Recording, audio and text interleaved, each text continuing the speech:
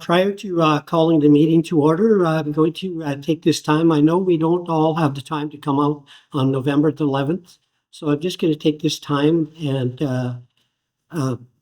just reflect on what's going on in the world and why we wear the poppy and for our veterans. So let's, if you can, let's stand and remember our veterans and our fallen.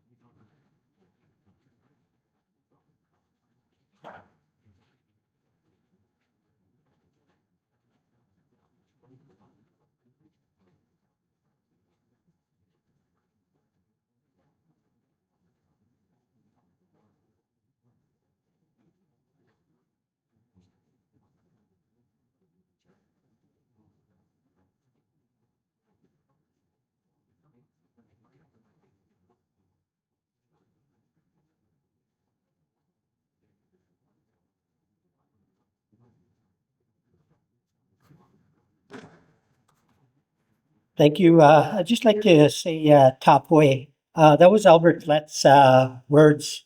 And he lived to, I think, 100 years old, right? And he would go around driving his truck to the local businesses and speaking with them and seeing how we were doing. And that was one of his words when he left, just top way, meaning, okay, that was one of the stuff that he talked about. And he was Métis and he spoke Cree fluently. So he was one of the veterans that lived here in Chetwynd, and we had a few, and we talk about them when we do go to the Legion. So we'll mention some of their names again.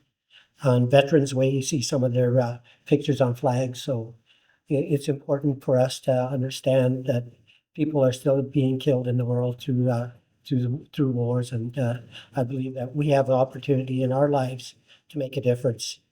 Thank you very much.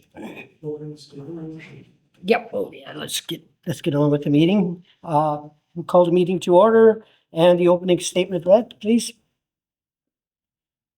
As we gather on the traditional territory of the Treaty 8 Nations to conduct the business of the District of Chetwynd, we do so knowing that we're privileged to serve the citizens of this community, and we shall endeavor to conduct our business in their best interest. Thank you. Thank you.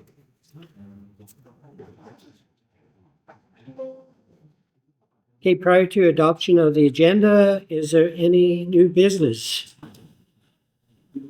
Council? I'd like to make a suggestion for a resolution for UBC. New business. Mel, add to new business.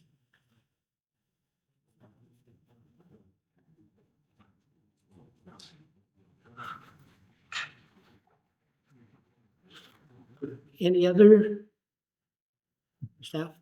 Congratulatory letter to Premier Eby. Vote 2, new business.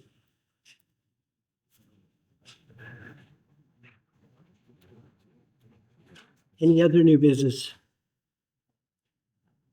Okay, not hearing any. Adoption of the agenda. Motion to adopt with the addition. Second. Leaders are really working today. Can you all hear me in the back? Wow. All those in favor? Carried. Minutes. We'll go to the minutes for October 21st, 2024. Motion to receive. Second. Good second. Any errors or omissions? Staff? All those in favor? Carried. Okay, we'll move on to delegations. Staff, did we have any changes to our delegations? Yes, we've had a couple of minor changes. The Chetwynd Secondary School leadership classes has regretfully declined because of road conditions. We'll start with Sergeant Denise Antonioni Stevens, and then we'll move to Larry Fellow. Okay. Did we get when they might come to the council again? Would you follow up with them, please? Yeah, I followed up and I gave them the next two council dates. Okay, and they'll let okay. us know. Okay, thank you. Okay, Wenise, just hang on there a second, Wenise. I've got something for you.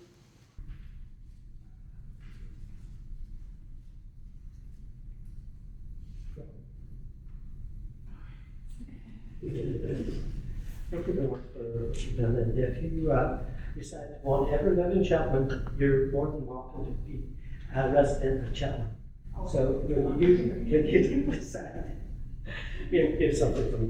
Okay. Okay. And young fella, Jake.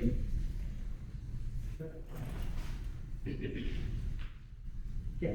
Welcome to Chetwynd. Okay, and here's again. And you see them as you drive by the bridge here, right? Thank you.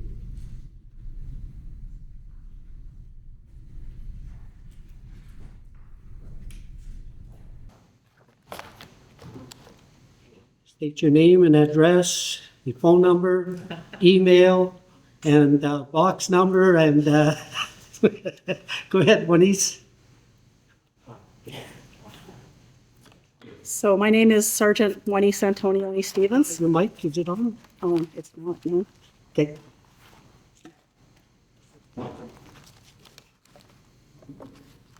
There you go.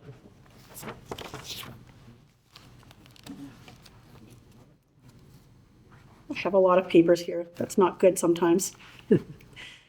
So Ani, Miigwech, Kanze, for having me here on the beautiful Treaty 8 territory tonight. Your Worship, Mayor Coutre, and respected councillor members. Nin Wenise Antonioni Stevens. My name is Wenise Antonioni Stevens. Nin Dojaba Tikmishining Nishnabek. I come from the Atiknishmishing Nishnabek First Nation in Ontario. My totem is the Great Bear. Ningan Janet Antonioni Stevens. My mother was Janet Antonioni Stevens. Nus Ronaldo Antonioni. My father was Ronaldo Antonioni. Nokomis Louise Bonhomme Stevens. My grandmother was Louise Bonhomme Stevens. Nimi Shumis. Archie Stevens from Giddigan Zivi was my grandfather. It's important to me in my culture that you don't know a person unless you know where they came from. So as I always have and will always continue, I'll always introduce myself as where I came from. I'm not just Wenise Antonioni. I'm not just a detachment commander. I am a mother. I am a wife.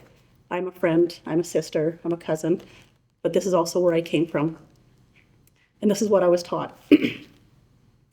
So today I'd like to go over our quarterly report with the RCMP. We always have initiatives, and these are the standards that we can see how well we're doing or where we need improvements. And these are reportable, and we report to you as well as to our district citizens as well, so that everybody can know what we're doing and how we're doing. So quarterly report, we have 2 quarters to report on. We have the first quarter, which is April to June, and July to September. We have utilized our enhanced road safety, which we've used impaired enforcement, distracted driving, and the Motor Vehicle Act violations. We are hoping to go from 27 impaired operators off the road from last year to 30 operators this year. In our first quarter, we were able to remove 14 impaired drivers, and in our second quarter, we removed 17 for a total of 31 impaired drivers. We've already surpassed our impaired drivers for this year, and we still have 2 quarters left. This initiative was completed by doing more roadblocks. So we've done 4 roadblocks over the last 2 months, or 2 quarters. And we are also working at keeping our members on the road during times where we are anticipating impaired drivers on the road. And that is your Thursday, Friday, Saturday nights. Distracted driving, we went from 5 distracted drivers last year, hoping to get 10 this year. We did 2 proactive enforcements, and that's where we go out there. We have spotting scope. We're looking 600 to a kilometer, 600 meters to a kilometer away for people who are on their phones, because as you all know, when you see our beautiful police cars out there, the phones go away, right? distracted driving has surpassed impaired driving for deaths on the road. So it is very important to me, and it should be very, very important to everybody else in this community. It's only our community members that we're hurting when we're using our cell phones on the road. So again, in the first quarter, we did 2 proactives initiatives. We didn't get any tickets out of those. In the second quarter, we did 2 tickets. So out of a total of 4 proactive initiatives on that. Our motor vehicle act violations, we had 213, which is a little bit of a low standard for last year. And again, we talked about how we didn't really have the resources. We didn't have police officers in town. We were below our numbers, just new members coming in who are just learning the job and people getting transferred out. So in our first quarter, we were able to increase our initiative to 57 motor vehicle act tickets, and then our second quarter to 52 tickets, which comes to a total of 109. I feel like we have another 2 quarters left. We have Constable Jaden Falokwa and Constable Straith heading the troops, getting them on the road and doing targeted enforcement, as well as going out and making sure people are slowing down. So they've been really increasing our initiatives on that. Our initiative with crime reduction, this is service delivery to our vulnerable groups, which is our violence in relationships and abuse, including elders and adult guardianship abuse. Adult guardianship abuse tends to be our adults who are unable to care for themselves for various mental health reasons or cognitive reasons. So we've started the REVOI program, which has been going on for quite a while, and that is the Repeat Violent Offenders Initiative. It's where we work with, the RCMP works with the Crown Council, so both prosecutors as well as Crown Councils. They're working with probation, a number of different groups to try and get the repeat offenders to stop repeat offending, right? Stop the revolving door, really, if that makes more sense. So we're trying to get the people that we see over and over and over again into these programs. We've identified 2 individuals from our community going into the program with some success. And we have worked on a proactive warrant as well as our trying to get them off the roads. Because as we know from all of our statistics is that unfortunately people who are in the repeat offenders tend to drive without driver's license. They're prohibited driving. So we're working at trying to get the prohibited drivers off the road as well. So we've got 6 in total that we've been working with for the last 2 quarters. Victim services, we're working towards getting the numbers from 195 to 200. In our first quarter, we had 98 referrals and 98 from the RCMP as well as walk-ins. So people come in the street, they don't need RCMP or they don't want RCMP involvement, but they still need our victim services referrals. And that was 98 in the first quarter and 72 in the second quarter. So that's already at 170. Our victim services in Chetwynd is extremely busy. She works with the victim services in Chetwynd, Dawson Creek, Tumbler Ridge, and Fort St. John, as well as a little bit of Mackenzie and Prince George, more for resources and help. They are working at trying to get a community-based victim services, so it's not just police-based, and they're working towards that right now, just because of how the numbers that we've been getting. Our last initiative is accountability and governance, attending meetings, community and consultation and education. And that's things like this, letting the community know what's happening with your RCMP officers and your members and your initiatives, as well as going out to the community, for instance, going into our elders' communities or out to the nations, going into the schools, attending events, basically. We're looking at having 110 attended events. In the first quarter, we've attended 39 events, and then in the second quarter, we've attended 34 events, which comes to a total of 73 events. Some of these events also include Constable Cole Hauser going out to coach the high school hockey classes, and he does that anywhere from 1 to 4 times a week. It is a big commitment for him, so we do let him do this while he's on duty. He takes his belt off and everything. We have a couple pictures of him telling the kids what to do, and they listen to him, which doesn't always happen, right? So on the ice they do. We have Constable Marquardt going out to most of the schools and engaging with the students. He's been in the plans of completing the anti-bullying and the cyber safety within the schools. So Constable Marquardt and myself are going out and doing those presentations. Constable Wathbill, which is our newest member, and Constable Pratt has done multiple presentations out onto the nation And again, with Constable Falupwa and Constable Straith going out on the roads and getting other members to be on the road and having the presence out there. Currently, our human resources we still have one detachment commander. I've extended for 1 year, as I've said the last meeting. We have 2 NCOs, supervisor investigators. One has been seconded for the short term to Tumbler Ridge as they don't have a detachment commander to help their detachment just to run smoothly. We have 6 general duty investigators. We still have 1 staffing action for another recruit or another member who wishes to come to Chetwynd. That's going to be on one of the agendas of trying to get one of our members to update our profile to make it more attractive to members to want to come to Chetwynd. So we're currently on the paper, we're only down 1 member, but in reality, we're actually down 2 members because of our secondment. We do have 1 Indigenous policing officer still, and we maintain and keeping that fully staffed at all times.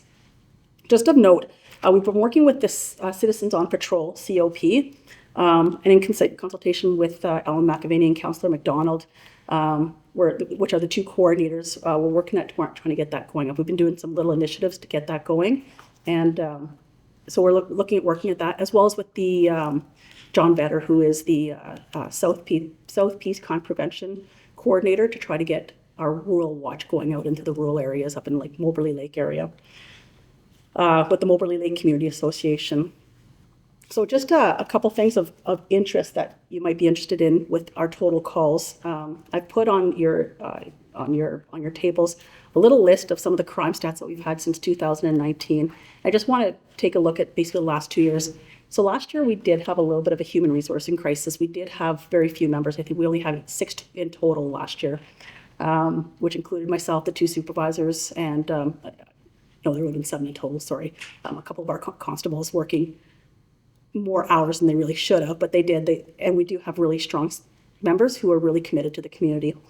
When you look at our total calls are down from the difference between October of 2023 to October of 2024 by about 100, just under 100. Our total calls to I guess it's about 80. I should probably do my math before I'd come and do this. Our total calls to the nation are quite a bit down by 100. And I'm hoping to work on that a little bit more too, with having a consistent First Nations policing officer out there for the next 3 to 4 years. We have a member who's in the works that may be interested in taking that position. And consistency always helps. When you get to know the faces, you become more trusted and people want to come and see you and talk to you. Our assaults are about the same. There's not much difference. They're only less 6 below from last year. Our thefts from motor vehicles are high. They have increased quite a bit, and we already knew this. This is something we're going to be working with the Citizens on Patrol to try and reduce. There's different initiatives that we can have with lockout auto crime. There's a couple other things that I guess Councillor McDonald and I have been working on to try to educate our citizens on how can you keep your vehicles safe and how can you keep your vehicles free from vandalism. And so we're working on that right now. The B&Es are down for the year by substantially. Mischief is also substantially down, although for that, I do want to say I think they're underreported. So I think what's happening is people are reporting some, but not all. Our MHA apprehensions are considerably down.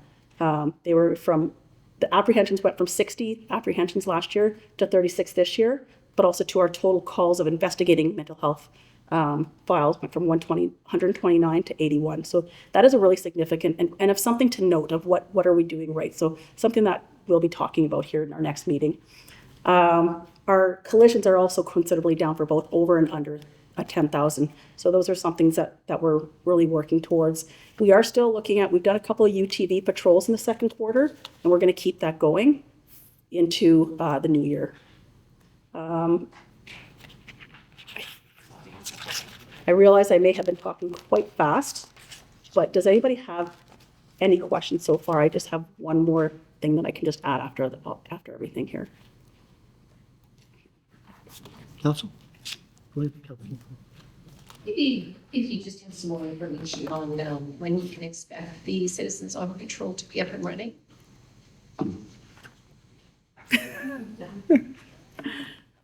I think that's something that Councillor McDonald and Ellen McAvaney are really working towards to get that done sooner than later. I know it's something we really wanted to get going at the end of August. I think it's just, we have the people. That's one good thing. We have the drive that they actually want to come out and do all of the programs. I think now it's just our part really to try to get the people together to say here, push them out the door almost. I'm thinking really is what we need to do. It's daunting because it's the first, right? So who are you going to have to be the first two people to go out and do the patrols? And then once you get those first two people, I think it's like everything else. The first time you do it, it's tough, and then it gets easier and easier and easier. So that's what we're working on right now, is to give our citizens on patrols that confidence of let's just go out there.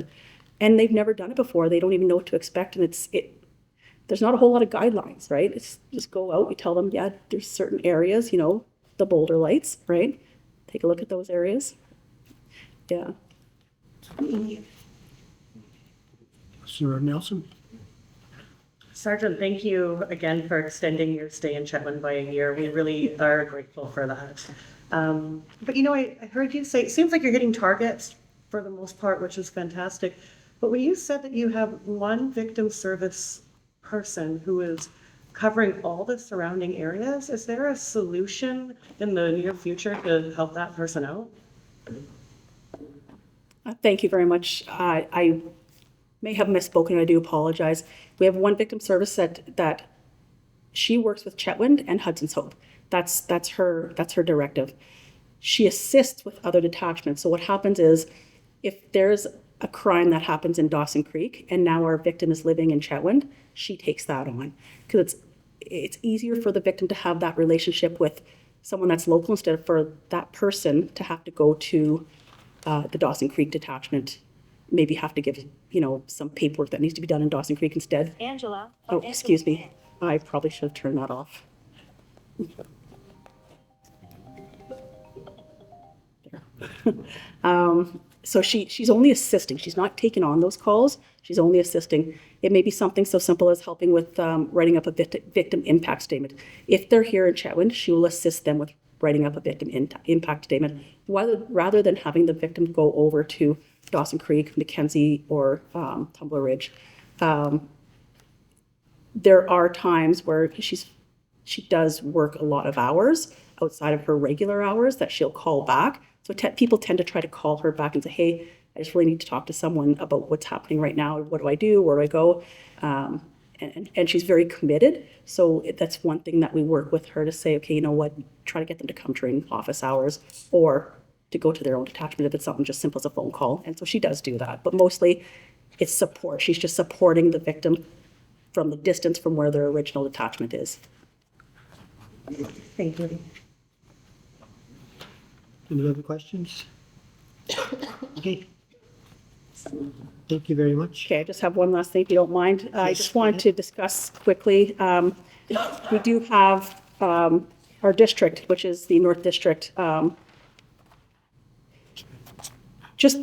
We have a little bit of crime going on in the surrounding areas. Fort Nelson, Dawson Creek, Fort St. John's, higher crime, higher populations. One thing that I just want to go over is that the crime trends in those areas, as well as in Chetwynd, are on their downward trend. Our total criminal code trend is down by 2.2%. Our violent crimes are down by 6.1%, and our property crime is down by 1.6%. All other crimes are down by 0.16.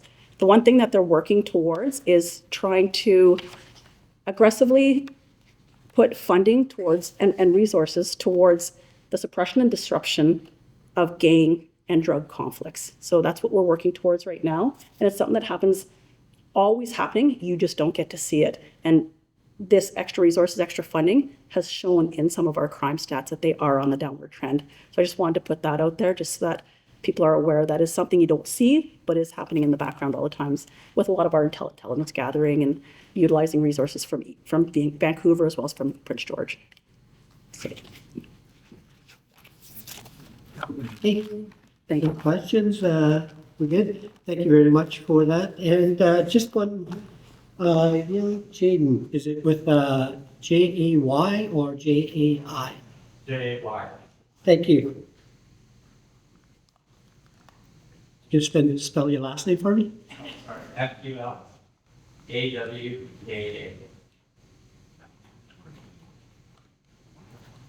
Thank you. Thank you very much.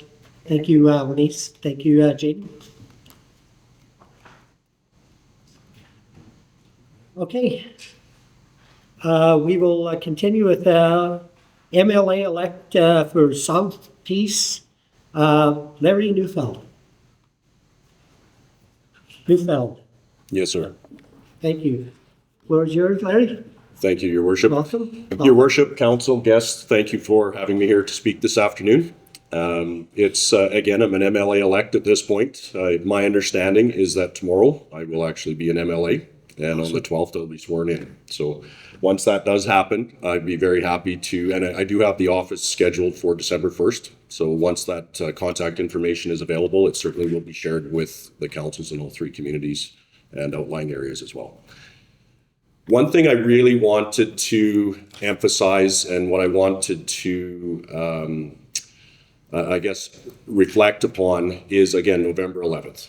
As a former veteran and as a family person who has several family members who are veterans who have served in combat, I think it is very important, and it's very appreciative that that was a very strongly recognized situation here this evening as well. So thank you for that. As far as prepared remarks for tonight, again, I am an MLA elect, so I honestly don't have a whole lot to tell you at this point as far as what has developed. Honestly and obviously, I would have preferred the provincial situation to turn out slightly different than it did. The role of the party that I'm a part of is that of opposition. Yes, sir. Can we just get some information, like for people that don't know Larry, Absolutely. on where you're from and how long you've been in here in the area? You know, just so that we get Absolutely. just like in somebody's house. Absolutely. This is our house. So Absolutely. thank you very much, Larry. Thank you. Yeah. Larry is a farm child. I am the eldest son of a first-generation farm in northern Saskatchewan, and to me, it gave me an opportunity to learn how to make things work without a lot of resources, and I'm very proud of that. We grew up without running water in the house. We grew up with outhouse. We grew up with no financial resources to speak of. So that was very important to me in shaping my life to move forward. And I became an engineer. That's a long story, which again, that's maybe something more over a kitchen table that I should have been a lawyer, but I'm actually an engineer. So whether that's good or bad, either or, I am an engineer. I became a businessman about 20 years ago. I've lived in the Peace region for 30 years, and I've lived in the South Peace for 20 years, almost 21-ish. And I own an engineering firm in Dawson Creek, amongst a couple of other, I have some property holding companies, and I own a couple of other things as well. So that in a nutshell is who Larry is. I'm a very hard worker. I'm a strong advocate for law and order. And as I mentioned to the sergeant, I look very much forward to working with, as I've already started to engage with the other jurisdictions, the staff sergeant in in Dawson Creek. And I was starting to engage in Tumbler Ridge as well, but there's been some changes there. So yeah, in a nutshell, that would be Larry. And what else? What are the other questions I could answer for you this afternoon? Yes. We are an industrial-based community, and we've been struggling trying to make sure that we continue to give to the area. As you know, we got coal, and we're based. Our beginning was forestry, and I believe that's all that had happened here prior, and a little bit of farming. But we grew up on forestry. So we, in the last 2 or 3 years, have been struggling with the fact of not having access to fiber. So this is one of the big things. That's probably going to be the one thing that we're going to ask the forest minister right off the hop. And the other thing besides fiber is keeping the wildfires down. So we had another issue with that, and I believe you might be aware of the knife act that has been removed from Chetwynd, moved to Dawson Creek. Yes. So we went over that with our previous forest minister, and we didn't get any results other than not talking to us. So anyway, that's not a good thing when we want our citizens to be safe, right? And I don't mean just boundaries at Chetwynd, which yourself and others are willing to take the steps to do the proper thing. And that's where we look at our MLA is to protect the people outside of Chetwynd, because we do serve all of those. And that, in a nutshell, saying that this is what we are in Chetwynd. We protect, and we have fire service that protects the surrounding community with a piece of a regional district. So those are two items that are, first of all, it's safety. That would be probably higher than having the forest, be protected that way. So we need to protect our communities, and that's our surrounding area. So one of those things, I know you're just getting to be sitting in your seat and being sworn in. So these are things that I don't expect an answer today, but these are the thoughts that we have, and these are the major things we've been dealing with in Chetwynd, so, and surrounding area. The fire, the initial attack team, that was the big one. And it kind of disturbed anybody that we talked to why, and we didn't get an answer, proper answer. We got answers, but not the one why it was really taken from Chetwynd. So there you go. Well, that's an excellent comment. And what I will say is that I do live on a farm in Eris, where I call it a farm, it's a quarter section. And I rent out the land, so whether that's legitimately a farm or not, it is a farm. And I also do own a home in Powder King. The intent was, before I had the opportunity to take on this role, I was retired, and my wife and I were looking at selling our home in Dawson Creek and moving to retire in Powder King. And obviously the fire situation in the Pine Pass is something that's very dear to me. And now that I am on an agricultural section close to Bear Mountain, again, that's something that's very, very dear to my heart as well. And that's one of the things I'm looking forward to, and I very much appreciate outlining several of the major priorities for the community and the surrounding area.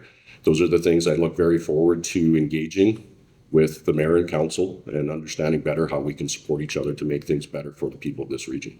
That's why I'm doing this.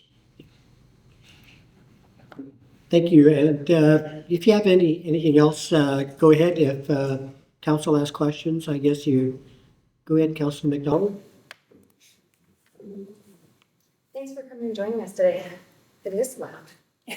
Okay, I have a couple for you if you don't mind. Sure. How do you plan to engage with your constituents and let them know of your progress and development on the provincial level? Very good question. My plan at this point is to have a very open house policy with respect to office hours. And I'm also looking at opportunities where I can come to Chetwynd on a regular basis, as well as Tumbler Ridge. I had good success with the coffee talks that I did, with having set times that I was available, set places. At this point, honestly, to respect the taxpayer's dollar, I'm not planning on opening an office in Chetwynd or opening an office in Tumbler, for the simple fact that it turns out that's a very expensive thing to do. We did look briefly at moving the MLA office in Dawson Creek. It's a very expensive thing to do. So again, I'm spending taxpayers' money, and I want to be incredibly respectful of that. That being said, my time is your time, and I don't know exactly what that looks like as yet. So it's going to be online, first and foremost, and then secondly, I will make myself available in the communities on a regular basis as well. Any other questions? I have another, Go ahead. I guess, a question that's better in Chetwynd in the last little bit, but it'd still be a concern to most of the citizens is our hospital divergence, if you're gonna keep on top of that while you're in office. Excellent question. That is the number one priority for our party. Unfortunately, in opposition, we don't make the rules, but we hold the government to account. And again, that's something that's very personal to me. And I recognize, and having campaigned for the last year on a very solid basis, I would say that was 95% of the people indicated that as either their number one concern or it was in the conversation without a doubt. So absolutely, that's a very high priority for us, for me. Mel, Councilor Deck. Congratulations, Larry, and thanks for coming out to Chetwynd. They covered all the important questions, I think. Just the most important question, I guess, is whereabouts in Saskatchewan. If you've ever heard of it, it's between Meadow Lake and Good Soil. So it's a little tiny community called Rapid View. And believe it or not, I didn't grow up, went to kindergarten through grade 8 in a schoolhouse that had 4 rooms and I think 65 students in all 8 grades. And yeah, we all knew each other and we knew how to work together and we knew how to form a community. It was fantastic. Thank you. Thank you. My wife's family is from Alaska and Middle Lake, so I'm gonna have to do a little bit. Yeah, you should. Sure, I'll say. Good, Councilor Nelson. Thank you for coming out. I appreciate the little tidbits about who you are because I think it's really important that us as humans actually connect, and I can appreciate that when we live in the north that we are all kind of industrious, hardworking people. So nice to know our new MLA will be as well. Of course, my colleagues said everything that we are really passionately concerned about at this moment, and I hope that you come out often to listen. And if I could throw in just a little bit more about the NIFAC base, I would say, sir, that there is no reason it should be in the middle of a prairie in Dawson Creek, BC, when Chetwynd, we are surrounded by the communities who support having a NIFAC base here, who we are protecting with those initial responders who are over in the prairie. So if there's anything you can do, like, please consult with us because us at this table want to do something. And I will speak on the behalf of everyone here because I know that we want to do something. And we just need someone at the provincial level to say, yes, I hear you and let's make that change because it seems to me actually that could be pretty straightforward. Thank you. Thank you for that comment. Again, it's something incredibly personal to me in that when I drive out to Powder King in the summer, my wife and I are actually talking about moving our mementos from that home back into our home here. Because I just look at the valley each time I go, the more red it becomes, the more litter layer there is at the base. Something's going to happen out there and it's not, the eventuality is not positive. So that is a true story. We are looking at moving our personal mementos from there back here for that reason. So yes, that is something that will be very strong on my radar. Thank you for listening. Thank you. Okay, no further questions. Thanks, Larry. MLA Neufeld, thank you very much for coming to give us where you live and what to expect. And hopefully we'll see you soon. Well, thank you very much for the opportunity. And drive safe, that's right. Councillor Hahn says drive safe. That was a challenge getting here, to be honest. Yes. I checked to make sure that the meeting wasn't canceled before I drove. And unfortunately, you do have some work to do at the top of the Wabi Hill if you haven't been there already. But on the way in, I had the unfortunate vision of a tractor trailer jackknifing and going into the ditch right in front of me. So it's For sure. studded winter tires. Yep, you betcha. Thanks so much. Okay, thank you, MLA. Okay. Here we go.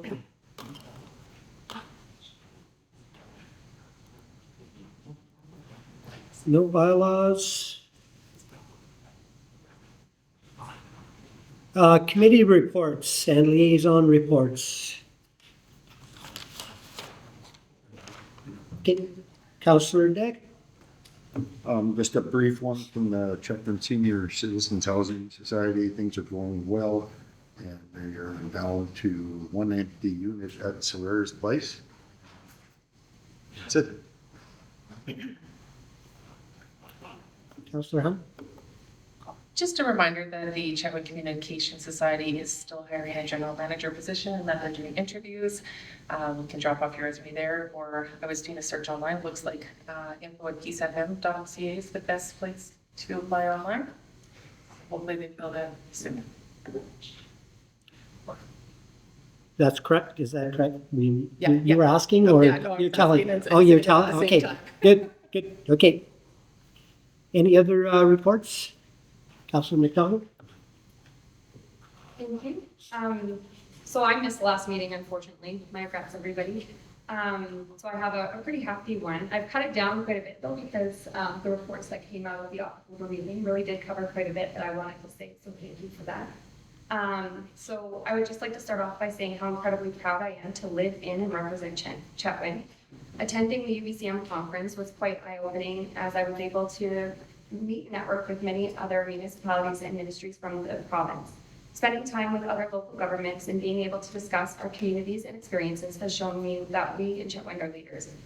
We have wonderful staff who are educated in the local issues and members of council who are passionate and carry the needs of our community forward. We are also fortunate to have such dedicated community members who create events that are known across the province. And when I say I'm from Chetwynd, people know where that is, at least most of the time.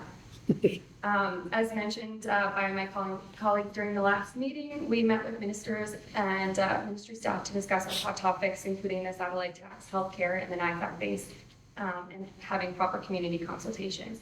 Mayor Boucher and CAO McLean did an effective job expressing our concerns in a thorough but brief way, as time slots were very short. The provincial C2C theme was truth before reconciliation, and as Mayor Chetwynd mentioned at the last meeting, there is still so much denialism, and it was quite overwhelming to hear the extent of the fight to bring the full history to the forefront. Judy Wilson-Raybould spoke about performance reconciliation, about how words matter, but words are not action. Wearing the pins is a step in the right direction, but cannot be the final act to reconciliation. Symbolism cannot take over tangible and impactful solutions. We heard these very things locally at the Healing the Lands conference as well, where Stuart Cameron said that the word reconciliation is now just a word, one that has been said so many times that it's now starting to lose its meaning. He says to become reconciliation without having to say the word. He also said that it's not enough just to acknowledge the land. There needs to be an understanding and respect behind why we conduct the land acknowledgements. As for the South Peace Crime Prevention Society, as Sergeant Antonio Stevens said earlier, the Citizens on Patrol is going to be active very soon. Our volunteers have received their patrol training and we'll start to see active patrols soon. We were hoping to get them on the ground this week, as you may have already seen Mayor Chetwynd proclaiming that November 1st to 7th is BC Crime Prevention Week, and we had 2 volunteer members come and from Citizens on Patrol to attend that. Thank you. Thank you. Any questions for her? Okay. Oh, yeah, you're welcome. Okay, any other reports? Okay, yeah, the mayor's got a report, just to follow up, well, just off what Councillor McDonald talked about healing the land conference at the New Soto Cultural Recreation Center. It was held from October 7th to the 10th. My first session was with Art Napoleon and Stuart Cameron. Art Napoleon did perform for us at our reception. It was very entertaining. So he is quite well known. So we did have some people in the audience that were, I guess, kind of like celebrities. So Art brings that to Soto and to us in our surrounding area. And Stuart Cameron being former chiefs. So they brought us information about, they were teaching us about language, about the Cree, Nihil, dialect and the English language. Just a small snippet of what they presented to us was what went on in the session was void of terms in the Cree dialect. No words for restoration in our Cree language, myself being Nihil Cree. So there's no word for that in our language because there was no need for it, as Stuart and Art said, because we didn't need to restore what we kept safe. One of the words was asked, Gimwan, that meant in Cree, rain, right? It says rain. And he's saying in the Cree language, it just didn't mean rain. To us in Cree, it meant water falling from the sky. So it meant a different meaning altogether. So these were some of the things that were taught to us at that session. So it was very interesting difference in how we see words and the sounds of words, right? some of the words that they talked about were meaningful, but yet they were pictures. When he talked about giving one right to a Cree or Indigenous person that says that was the water, like it was falling, it's coming down. So those are some of the stuff that they tried to impress on us, and the difference of dialects and what the meaning was, were. Well, to carry on with, if I didn't know I was at the Soto Cultural Center, I would have thought I would have been anywhere in BC, because the building was full, building was vibrant, and we had a lot of good sessions go on in that building. So it was very rewarding. And I had an opportunity to host a panel, which I'm grateful for, to the Soto Nation, to recognize myself, to speak. And I did have a little bit of an education to the people that did not know or weren't aware of what my background was and still is. So we had a pretty good conversation, while I did, with the audience. So it was quite rewarding in myself to tell what I went through. And I only could touch on a little bit of it, because when you think back of each and everybody's lives, it was more than just the little words that I had to say. And I think it was about 10 to 15 minutes that I was talking. And I went 5 minutes over my time, as they were telling me. But anyway, I was very appreciative for that, for the community of Soto, for letting me do this. So hopefully they do this every year, and I'm hoping every year, but I heard that it might be biannual or every second year. So anyway, that's my report. Any questions about my history? You can Google it. So anyway, go ahead, Councilor Warwick. I just want to mention that the Chetwynd Chamber of Commerce will be having their AGM tomorrow at 6 p.m. Pomeroy, for any chamber members and local businesses.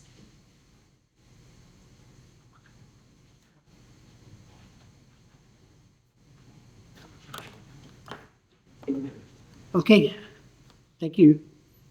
Adoption of the reports? So moved. Second. All those in favor? Carried.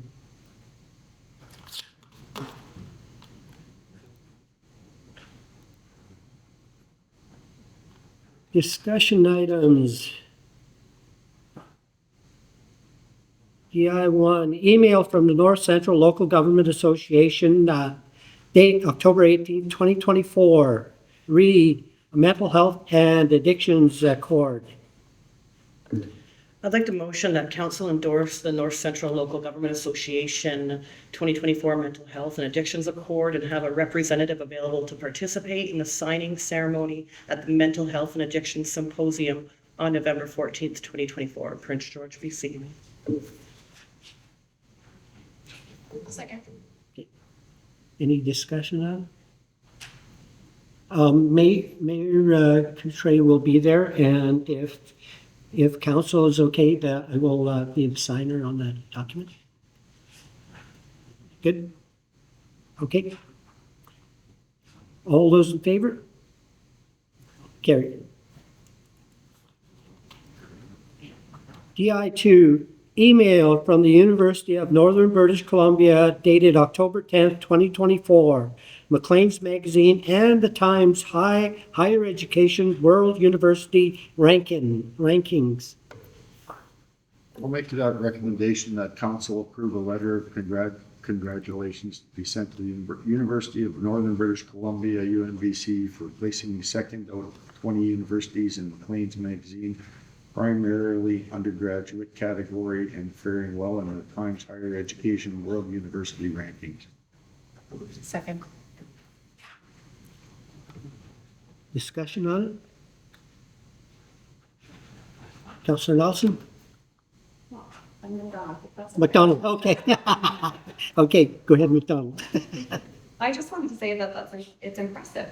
I was happy to read that. Yes, it seems like right in our backyard. So we're pretty blessed to have stuff where we don't have to go down to the lower mainland or out of province for this stuff. So it was very, very nice. And so, any more discussion on it? Okay. All those in favor? Carried. Correspondence.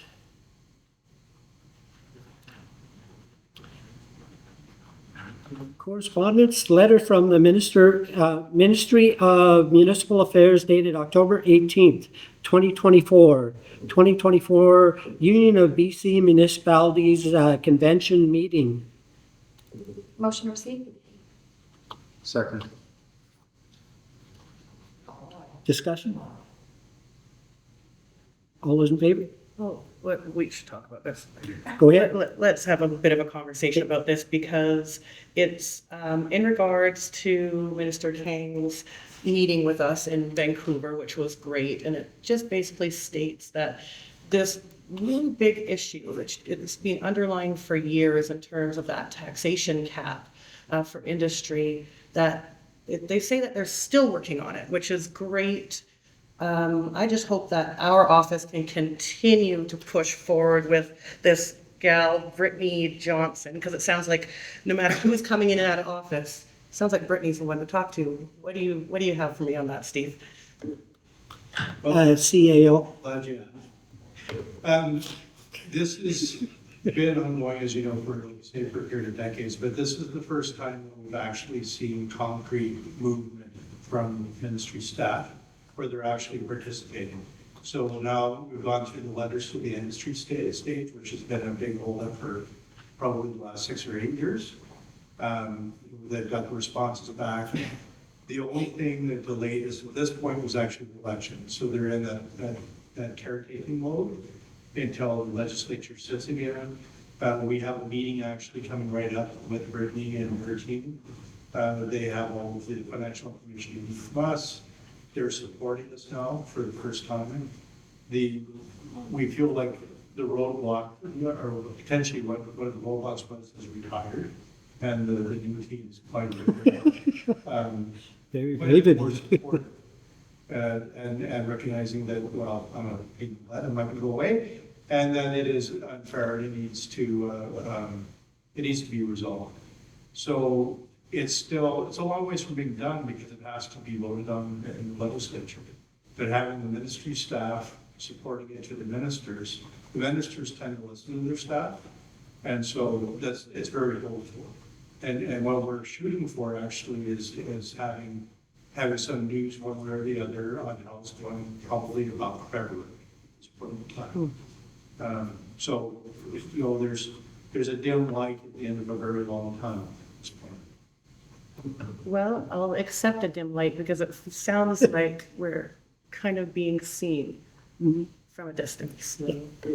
So February, all this has to do with budget, right? So when we talk about taxation, this is budget. So February, if that timeline hits, do we have enough time to incorporate it into 2025, or there's 2025, or do we have to wait for the following year, 2026? Because 1 year on taxation to help us in our need for just to improve quality in Chetwynd. What do you see there?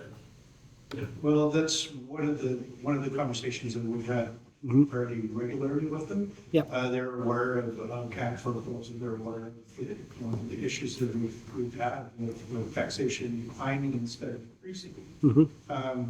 So we have asked that if legislature votes on it favorable, that it comes into effect immediately and we can incorporate it immediately. And again, they tell us that they're supportive of it. Minister Kang, as you folks know, who've met with her the last 2 UBCMs, has been supportive and very open to listening to this. And we're all feeling a sense of a very cautious, but very real optimism at this point. Yeah. So just for future MLAs sitting in our gallery, all the information that you need can be gotten to our CAO on this matter. Just saying. I can send you a lot of paper, but you just don't know which one. Steve had one, that's right. Okay. For information, all those in favor? Carried. CA2, letter from the Tansy Friendship Center, dated October 13th, 2024. Tatawa Energy Shelter is now open. Motion received for information. Any discussion? I just want to say that's Okay, great. go ahead. Councilor Smith, yep. I just want to say that that's great that it's open. It's been there ready, just didn't have staff. So I think it's fantastic that there's a place that people need, especially with the weather turning like it has today. Okay. Any more? We're good? All those in favor? Carried. C3, letter from the Village of Poos, I believe. Okay, go ahead. We'll do it. Letter from the Village of Poos Kupi, dated October 29th, 2024, response to fossil fuel funding. Letter from the City of Vernon. Motion received. Second. Discussion? Go ahead, Councilor. So we'll be sending a letter of support. CAO? Actually, they haven't requested one. It's just, this will be coming up in UBCM as well. For the history of it, for the city of Vernon came out with UBCM shouldn't have received any funding for fossil fuels. And I think the Pooskupi letter is an extremely well written, saying, you know, we should absolutely accept funding for fossil fuels industries. I can, if council wishes to, of course, write a letter of support to the Bruce, and it's totally up to you guys, but they haven't really with us. Good. I just want to agree that this could be called in right. I wouldn't agree with what Brendan was proposing, and I'm in full support, and I hope that we all do write a letter on behalf of us supportive this could be. They made the right call there. Councilor Nelson? Well, I'm happy to hear that wasn't the only one that was offended by that letter, because they literally stated, and I spoke about this in council a few meetings back, they stated that we should be supporting BC Hydro exclusively because it's clean energy. And I just, I think it's really important to recognize that the road to clean energy is actually quite filthy. And I have to say that this statement from Danielle Beach that says, vilifying the very economic drivers of the community in many parts of the province and brings forth the very issues that our industry leaders in northern BC are facing. And the truth of it is we do live in the north, and it seems like a completely different narrative, and we're not being heard because the major population is closer to the border. So I think that we do need to stand up, and we do need to stand up for our people, because our people need the jobs. And if we face the facts, the province needs the energy. So I would, did you make a motion to support this letter? No, there's no motion yet. I would second that if you did. Go ahead, Councilor. Make a motion to write a letter of Support? support to Who's? Scoopy on behalf of this. Second. Okay. Any more discussion on it? I just was, when we talk about this, I always have this conversation with people about clean energy. And when we talk about the world energy, we talk about our natural gas and how we regulate and do all the things that we do with natural gas and with BC Hydro, with forestry. We do all the safety things. We are the province of safety. And this is what I try to advocate for our province and for people that do talk to internationally, is say that we have some of the cleanest burning natural gas that we take from here, from Northeast BC. And we do that, and we do it safely, And same with the coal, same with forestry. We have all these steps in place. And yet we get these thoughts that we don't do this. I guess I'll just say, that's my comment. We do the safest thing in BC. We could look at other provinces, but right now we are some of the safest workers in BC in all industries. Any other discussion on it? All those in favor? Send a letter. And just point of order, you still have the motion to receive the letter as well. There's a letter for. Okay, okay. Motion to receive. That's already been signed. Just vote on it. Okay, we're voting on the letter to receive from Bruce. Okay. Now, motion from, we're good? Okay. Excellent. All right.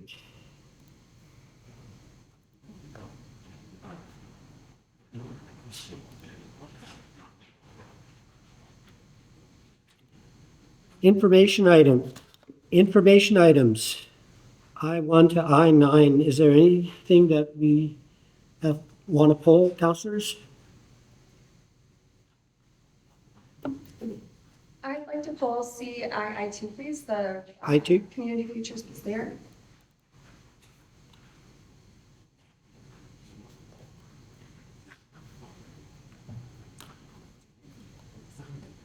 Motion to receive CII1 and CII3 through 9. Second. All those in favor? Carrie? Councillor McDonald? Thank you. It seems like a very interesting project. My question's really quick, actually. The District of Chetwynd is listed as partner on here. I'm just curious what the District of Chetwynd is doing with Community Futures Peace they are as part of this partnership. We're basically on the committee, and so we're having the meetings. There's not really much to report at this point. We're still in the assessment stage. And so as there's more news to report, we will of course report it.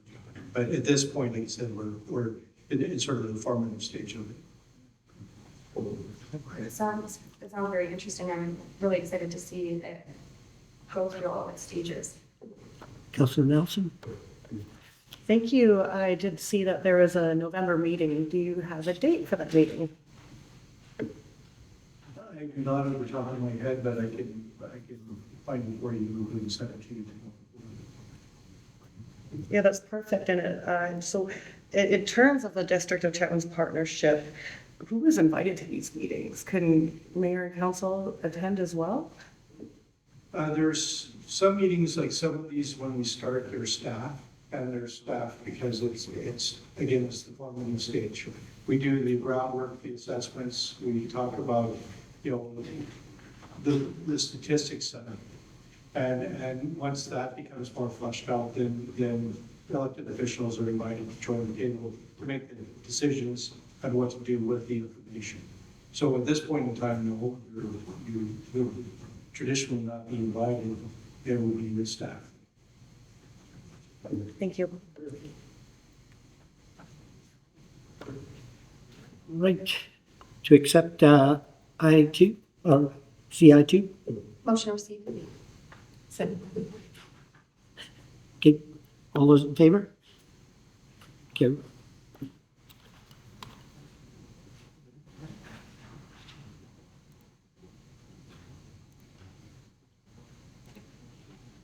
Reports for action.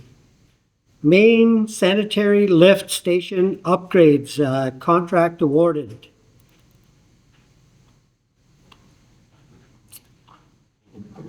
On motion that council award the main sanitary lift station upgrades contract to Northern Legendary Construction Limited in the amount of $1,964,702 excluding GST, and that the district's portion of $432,142 be included in the district's 2025 to 29 capital plan.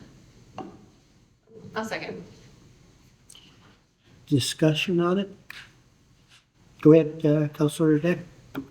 Initially, it was supposed to be 100% grant funding, but I think we're doing pretty good at 20%, in my opinion, over. CAO. I would add that Desiree LeBlanc, our Director of Engineering, actually negotiated with Northern Legendary and brought it down 30% from their original bid, which is exemplary work. And it really shows that kind of initiative. So it's more than we wanted to pay, but it's less than we might have had to. And it is a critical piece of infrastructure. It is really important.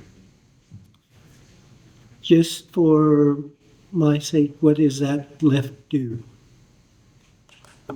That's right, thank you. It accepts all of the wastewater that's collected and produced in town and pumps it into our within treatment facility. Okay, so it's a major part of the station, right? Okay. Councillor Nelson? I think that the funding that you've gotten is brilliant in covering so much of the expense of this very important process. I'm just kind of disappointed that there was only one quote submitted and it's that much over budget. But I mean, I know there's nothing that you can do about it. I'm just voicing my disappointment because it seems like a lot of these bids are coming in just so far out from what our projections could even possibly think of.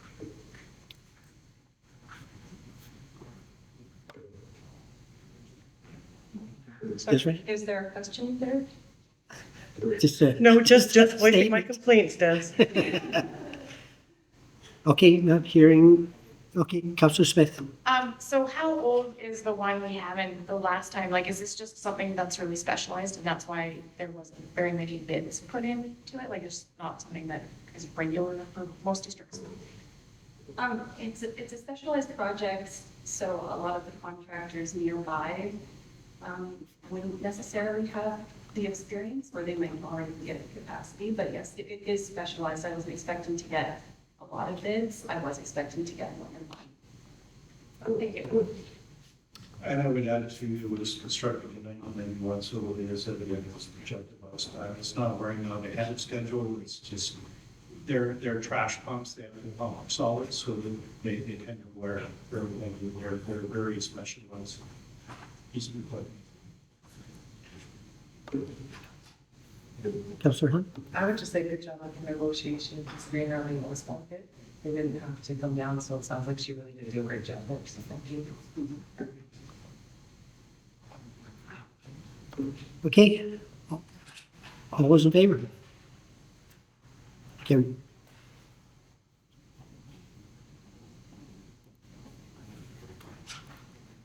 No reports, new business. Mel, we'll do number one, resolution.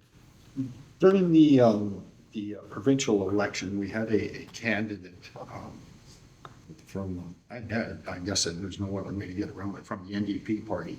Now, my understanding is if they put a candidate in, they get X amount of money from taxes, am I correct?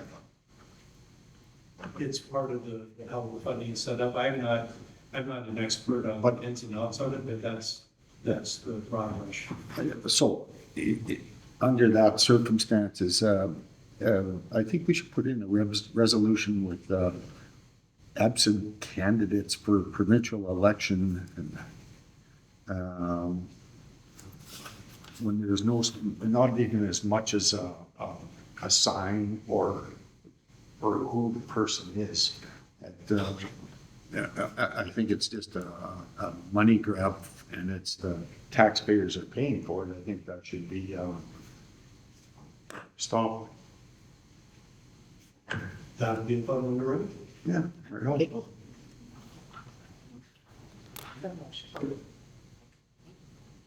I'll make that motion. Seconded. Okay, discussion. Do we all understand what's asked? Right? I would phrase it along the lines of resolved, and I'll fine tune it, but resolve that absentee candidates for provincial elections no longer be allowed. And candidates must live in the riding that they're proposing to support. I don't know if I'd even go that far. I mean, at least, coming off on one door, put one sign up or, make an effort as just opposed to a money grab. Can you tell me what you see the resolution considering? I'd have to think about it while harder and be nice about it.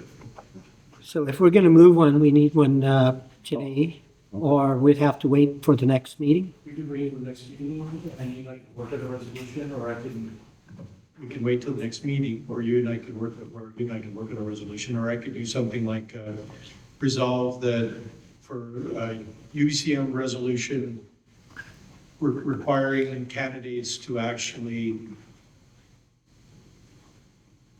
Have some vested interest in the area. what's the word? Campaign. Campaign in the writings that they're running.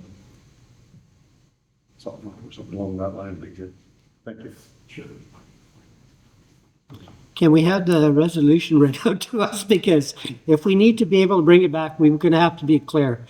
Because if we're not clear here, then we shouldn't be putting something forward, if we're not clear. So if we need to be able to bring it back to the next meeting, I think we have enough time. I'll make one stat out here.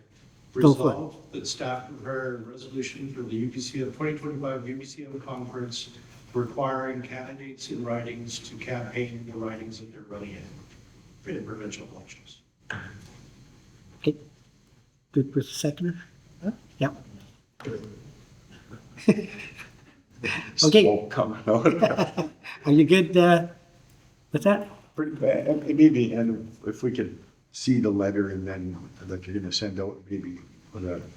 Absolutely. UBCM resolutions are fairly complicated. There'll be I have to follow a really strict protocol to make the resolution. Yep. And then I will come to you folks first for your approval as a draft, and then it gets forwarded to UBCM, who may or may not adopt it as a resolution. As you know, our NIPAC-based resolution last year was adopted in the past, which was good.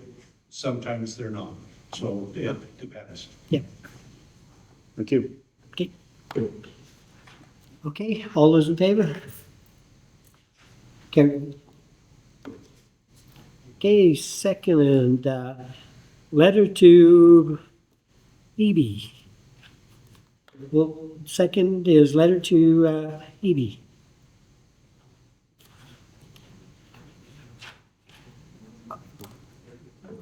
I'd like to make a motion to send a congratulatory letter to Premier Eby on his reelection from the council. Second. Okay, discussion on it? And should we invite him? I would like to invite, okay, well, maybe we'll make a resolution after this, because, yeah. Okay, second, any more discussion? I was gonna say we should make it very brief. Yeah, let's, I'd like to make a resolution that we invite Premier Eby to delegation in Chetwynd. I'll second that, and I just wish that it wasn't a joke at the table, Nope. because I feel like I invite them we all. are just as important, even though we live a little bit further north. Yeah. I think the joke is just that we don't seem to be getting the attention that we deserve. Yep, We're yep. putting so much effort, so we kind of know what we're gonna get from it. So apologies on the joke. Yes, and I do invite all the ministers that I do see. I invite them to Chetwynd, I invite them to the South Piece, to the North Piece, come see Northeast BC. And we've had several join us in Chetwynd. So we are very fortunate to have ministers come to Chetwynd to have lunch with us. So there are a few that do take us up on our offer. And if we put it out there, and if we never put it out there, then we might not get the answer that we're looking for. So good on us. Let's, is that it? We need a vote on it? Okay, all those in favor? Let's go. That's it for new business. At this time, if any public has any questions on what went on the agenda, state your name and address, please. Lacey Archer, 4513 47th Ave. I was just wondering if I could get some clarification on the C1 document with the taxation cap on satellite industrial properties. I was just curious, who are the satellite industrial properties and how is the taxation cap being affected? CA? Okay. In the late 90s, there was a boundary expansion of the district of Chetwynd, and that part of that was a letters patent that set a tax cap for all satellite industries. So that's Canuma Coal, West Fraser, Quebec, the pulp mill, et cetera, et cetera, et cetera. So that's set at $18 per 1,000 assessed value of the satellite industry infrastructure property and whatnot. So what that means is that if it's set at $18, every year we lose about 5 or 6% because this property depreciates every year, as any business person would be able to tell you. To put that in perspective, right now, Elmer Ridge is I believe it's $99.60 per 1,000. So we're at 18. First St. John and Dawson Creek are in the mid to high 30s. Dawson Creek is in the high, or Taylor's in the high 30s. Mackenzie's in, I think, about 32. So we're lagging like lower than half average for industry satellite taxes in the province, or in our region. We are the only community in the province right now that has this arbitrary tax cap levied on. It's in my humble opinion, a gross injustice. And it means that the residents of Chetwynd have to carry some of the local industry taxes. Our local industry we've been extremely fortunate with in that they generally tend to give us more than they're required to. Canuma Coal's an excellent example that they have a community fund where they pay back quite a bit more money than they need to because they understand that it's very low. So it's been, well, the folder is about this thick. It's been about 20 years of fighting with the government on this to get this tax cap lifted. And we're finally, it's not falling on deaf ears. We're finally being heard. Ministers are starting to understand.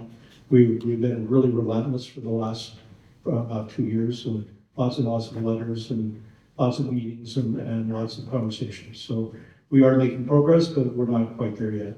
Does that answer your question? Is it only for like the large CAN for like who falls under the satellite industry? Is it anyone that's in the industrial site or is it only like, is it a certain zone area? It's the satellite is anything outside of the district boundary. So it's not anything inside town. It's everything that's outside of our town limits. But that would be SNRI, the Pine River Gas Plant, Enersol, the sulfur plant, West Fraser, Canuma Coal. Those are the primary ones that would be impacted by this. Great. And so if the tax rate increases for these satellite industries, does that decrease the tax rate for the taxpayers that have been carrying the burden of what they actually owe? No, that's not quite the phrasing I would use. I mean, what it generally means is that we have less tax dollars to spend. So when I say that the residents are carrying, I mean, they're paying more, like they're paying a higher share than the larger industries are, like percentage wise. So it probably would, I mean, it would be up to mayor and council in the budget process to say if it reduced taxes in another area. But what it would do would allow us to pave more streets. It would allow us to replace more sewage pumps and that kind of thing. So it allows us to maintain the infrastructure we have. We would still be a long ways from where we're flush. Is there a projected cap? Like, do you guys have a plan on what you're asking for this cap in terms of like other communities and they're paying more? Is there a cap that you guys are requesting? Yeah, we've offered them several options. One of the options is that we just increase by 5% every year until we get to the area regional average. We've also said that we would take the provincial average and we would increase by no more than that. We've also suggested that we would do the same as every other community pretty much in the province, which is unfettered taxation. Sorry, Because what is that? unfettered taxation means that we would decide how far that we would raise the taxes. And we wouldn't be held to a set rate. Their worry is that we would overtax and drive the industry out. Our argument is that we're a resource-based economy. We understand that we need industry and we're not stupid and we're not going to drive away the tax dollars that we require to do business. To put it in a kind of a dollar figure, the can for a mill here in town is $350,000 a year in tax. Now, we've heard that it's so, but we haven't got an official announcement on that. If it has happened, then we lose that tax. So that's a huge hit for us. $50,000 is 1% tax increase for residences in this town. So $350,000 is a big hit. If they decided they were going to run, say, the pellet plant, then we would still have probably $50,000 of tax revenue that would be taxed at a lower rate. So this is really, really important to our survival. If we could get the tax cap lifted in 2025, what it means is we don't have to raise residential commercial taxes in town as much. I mean, we're looking right now at a very tight budget year. We're looking at reduced services or an increase in taxes because we aren't going to have any options. We're all really, really concerned about this, because we continue to lose tax revenue, and instead of when everything else is going up in cost. Thank you. You're welcome. All right. Seen anybody else? Adjournment. Motion to adjourn. Second? Adjourned.